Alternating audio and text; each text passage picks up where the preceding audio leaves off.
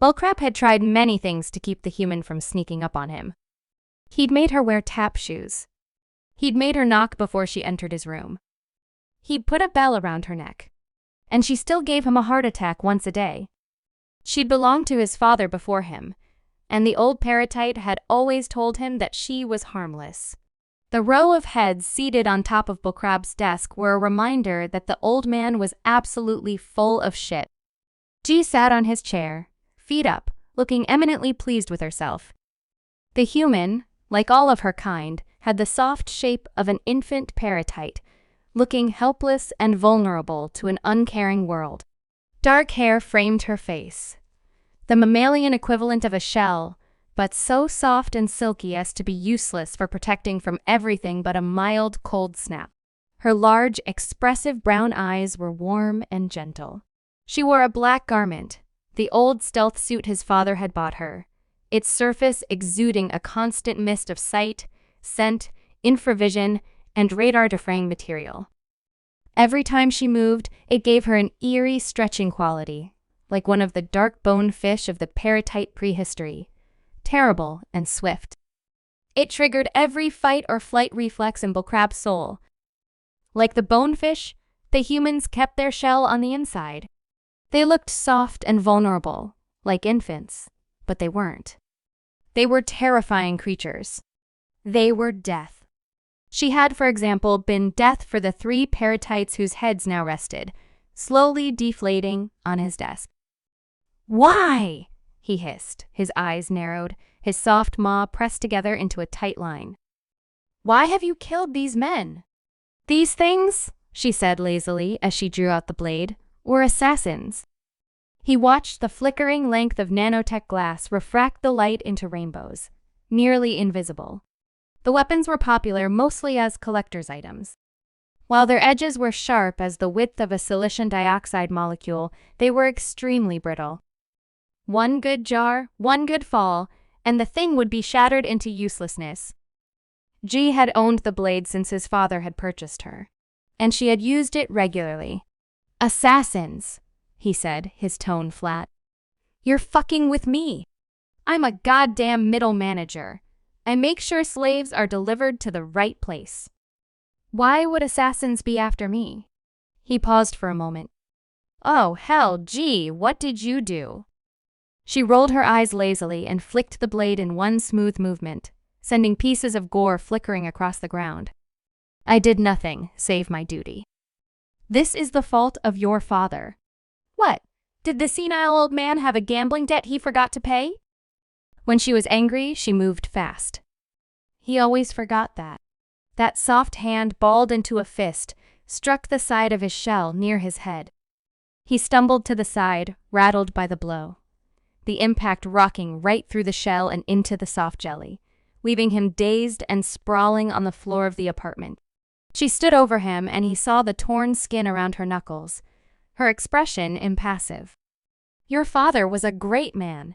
He lived and died for his principles, and I will not hear you speak ill of him.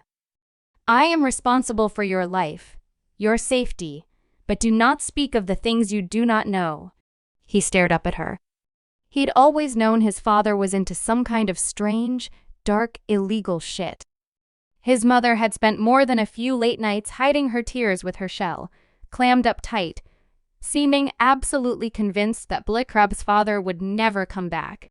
He'd hated the old man for that, for whatever shady, dangerous business he had been responsible for. And he'd hated G for being a symbol of all of that. "Up." She held out a hand for him, and he reluctantly took it. She yanked him to his feet, and he steadied himself on the desk. "These men were blood drinkers of the Red Shell Consortium. They came here to execute you as they did your father. I was not able to save him because he demanded I watch over you. I will not have you die the same way. You need—" She prodded him in the center of the shell. "To be." She prodded him again. "Stronger."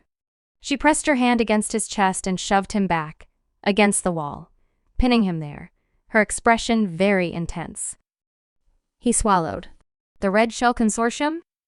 Blood drinkers? Very dangerous group. Very dangerous men. They live on the fluids of paratites. Bullcrab's stomach twisted at the thought of that. His kind mostly subsisted on vital fluids of animals or plants. They could, theoretically, do it to other sapient beings.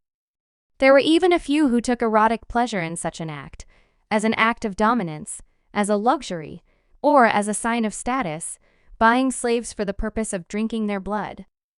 The idea of someone who did that to their own kind was frightening.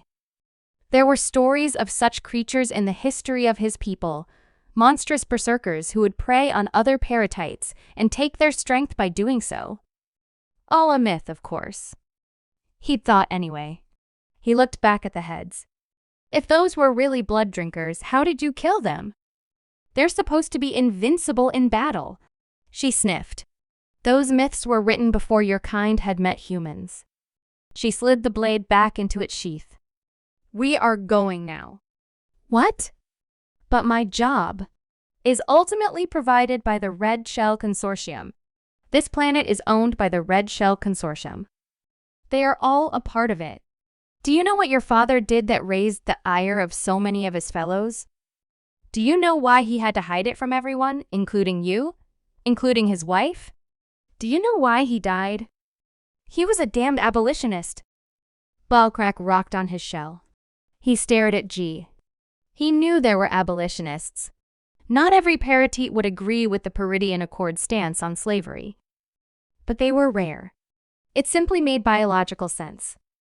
Paratites were built for command, for delegation of work to others, for management. But he owned you.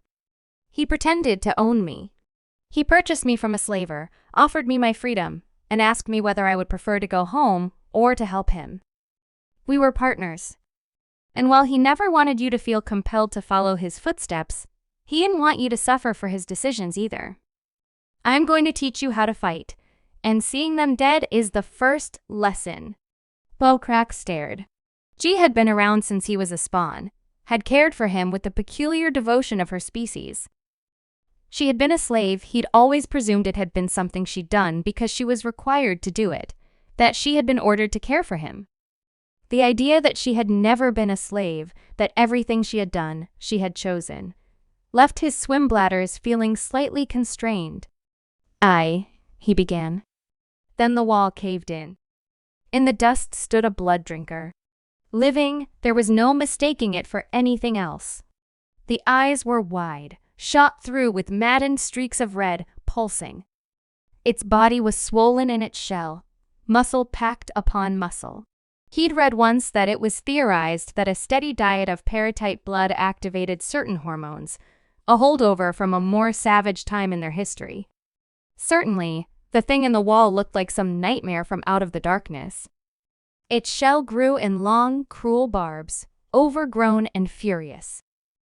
It leapt at Balcrack with enough force to turn him into 120 pounds of escargot. G struck the creature from the side, one of its barbs hooking into her shoulder as she slammed it against the wall. Her fist lashed out in a clumsy-looking, open strike and tore her nails across the creature's throat, ripping open bloody furrows in the pulsing veins, blood beginning to gush down the thing's shell. The berserker lashed out at her, and she ducked back, blood streaming down her arm as she grabbed Bullcrab with her good arm, tugging him through the opening.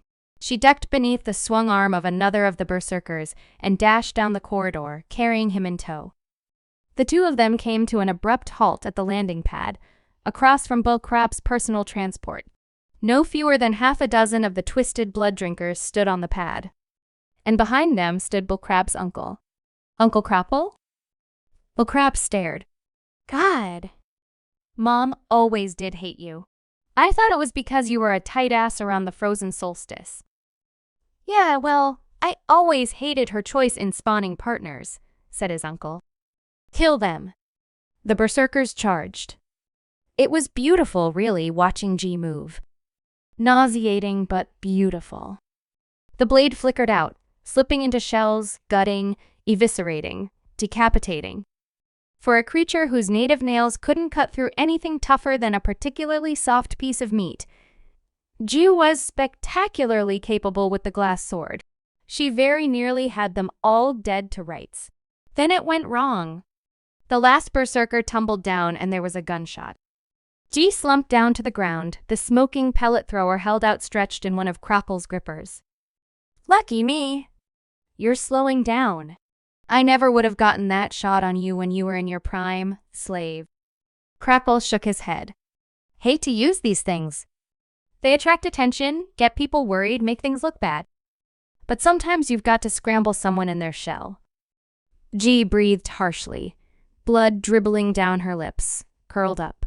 She looked, once again, very helpless. She stared up at Bullcrack and he could see the sorrow in her eyes. I'm going to make you a deal, Bullcrack. Take the sword from the woman. Walk away. Disappear. You'll go to another world, one where I'll never see you or hear from you again. I'll kill her. We'll call the whole thing square. G looked up, met Bullcrab's eyes, and smiled. She held the sword out to him, hilt first, and he took it. He felt himself shaking with tension as he took a step and another. He passed his uncle, who was approaching G, gun outstretched. Been looking forward to this for a long time, said Crapple. Then Bullcrack spun and slammed the sword into the back of his uncle's shell. There was no sound from the older parasite as the blade severed his notochord and killed him instantly. It snapped in his hands, breaking off near the base, leaving perhaps 5 inches of shimmering glass still attached to the hilt. Bullcrab's uncle slumped down to the ground, and Bullcrab yanked G up to her feet, dragging her to the car. The car's emergency kit had a small nanomedical packet, and per his father's instructions, it was human-compatible. Bullcrack slapped it onto the wound in her chest. You're going to be okay, Jai. I promise, you'll be okay. You didn't have to do that, she said softly, watching him with a curious expression. You could have left me behind. I wouldn't have blamed you. I was ready to die if it meant protecting you. He thought once more of all the time she'd spent raising him. I didn't want that, he said softly. The pod hummed to life, rising into the air. His life was in tatters behind him. After what had happened. After what he'd done. He'd killed his uncle, one of the highest-placed security officers in the planet, for the sake of a slave. He wasn't sure what he was going to do next. He looked down at G and frowned. I'm sorry about your sword. I didn't know how to use it. It was just a sword. She smiled. I'll get another one. And you'll do better, next time.